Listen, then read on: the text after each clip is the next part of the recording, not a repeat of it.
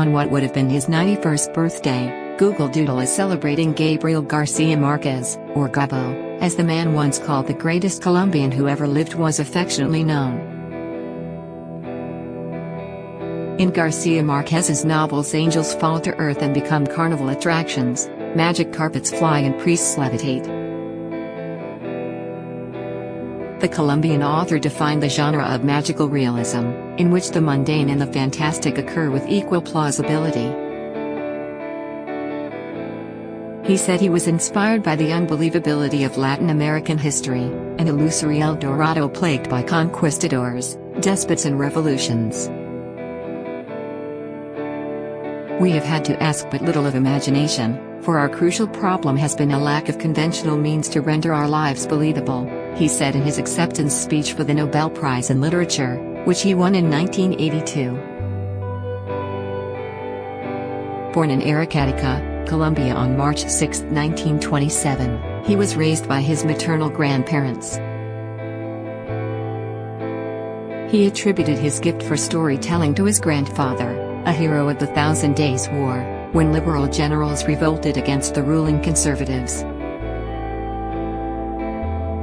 García Márquez attributed his fascination with the supernatural to his grandmother's belief in ghosts, omen and portents. He showed a passion for writing early on, and studied journalism, as well as law to please his father, at the Universidad Nacional de Colombia in Bogotá.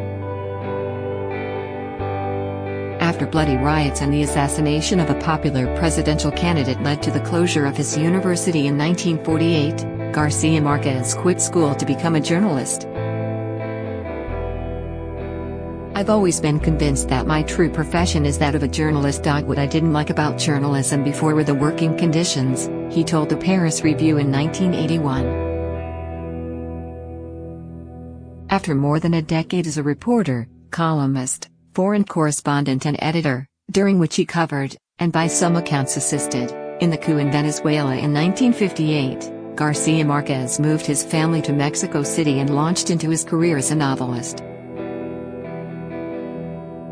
In 1967, he published 100 Years of Solitude, which catapulted his literary career to an international stage. The book became a touchstone for magical realism, and a defining moment for literature in the 20th century. García Márquez went on to pen more than 25 books, including short story collections, non-fiction works and screenplays. Throughout his life, García Márquez, a committed leftist, remained politically active, considering himself a writer of the revolution.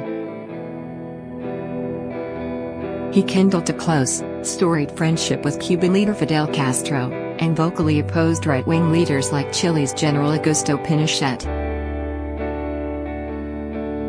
García Márquez became a Nobel laureate even before he wrote some of his other prominent works, including Love in the Time of Cholera and Of Love and Other Demons.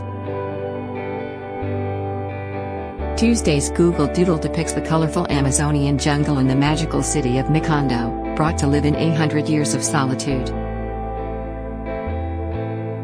Entwined in the doodle are aspects from García Márquez's book, such as the city of mirrors, mysterious gypsies and fish made of pure gold.